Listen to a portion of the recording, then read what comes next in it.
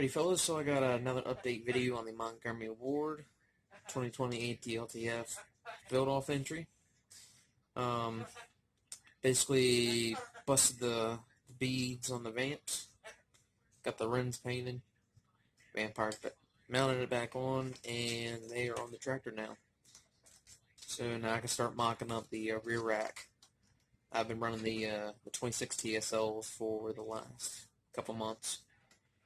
Another thing is my starter generator ended up burning up, and I'm thinking that the voltage regulator had something to do with it.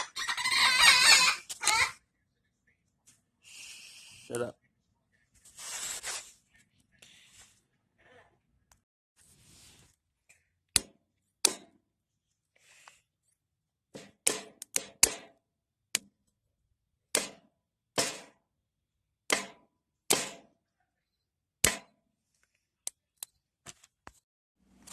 So this is the farm tractor starter generator I bought.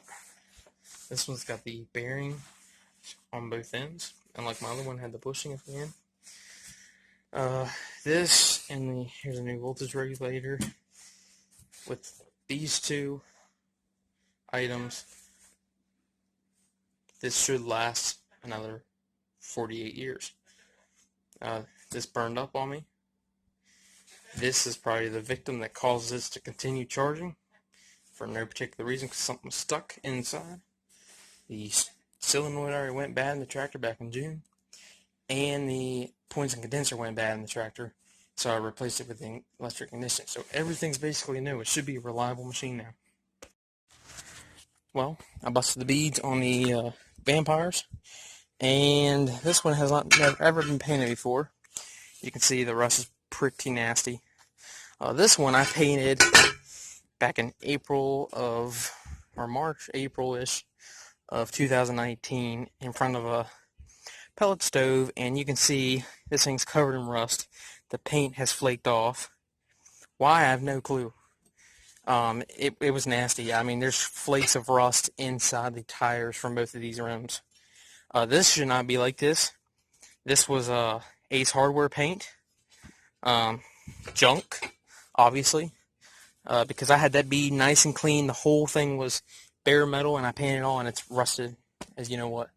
It's like water got down in the thing. So we're starting off fresh with black rims, and we'll get them mounted on the ward, so then I can start doing the sorry about the wind. It is like freezing right now. I got the ward shoved into the shop. This thing's much wider than what it was when I originally brought this thing in here.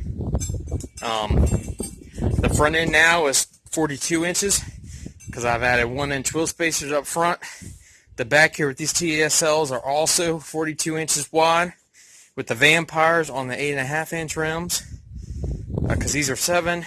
It is 43 inches wide. And with the vampires, the issue I'm running into is on those rims, they are reading around 28.5 inches, depending on if you have 5 psi or 7 psi in them, and they're way above the fenders, and the inner side's rubbing the fenders. So what I'm doing is I've gotten a cheap set of 1-inch wheel spacers for that, so that's going to kick the rear end out. We're getting ready to mount the wheel spacers and the vamps on right now. I just got them mounted on the painted rims, and yeah, going to freeze my butt off tonight. This is the rims with the vamps on. 12 by 8.5, original rims to the wards. Those are the wheel spacers I'll show before pick. They were corroded. I picked them up for $40 because the guy tried to fit them on his car and it was too tight here, so we kind of grounded that all out. But, I mean, that's the backside. You're not going to see it, so I took some 220 grit sandpaper and got rid of the corrosion, and they should work. You can see the size difference. Much wider and a whole lot more taller. Alright, vampires are on, except the stinking wheel spacers are not going to work because the center opening that sticks out, well, the center of these, the center that sticks out on the hub is larger than that one, and I believe that's 2.5 or something, and the other is 3 inches. So I tried to modify it, and I just can't take enough material away to do it. So I'm kind of, these are junk now. Can't do nothing with them. So I'm just going to sell them for 40 bucks like I picked them up for. See if anybody wants them. Which stinks. I ain't put 90 some dollars into a pair of wheel spacers. I could go more than 1 inch on either side.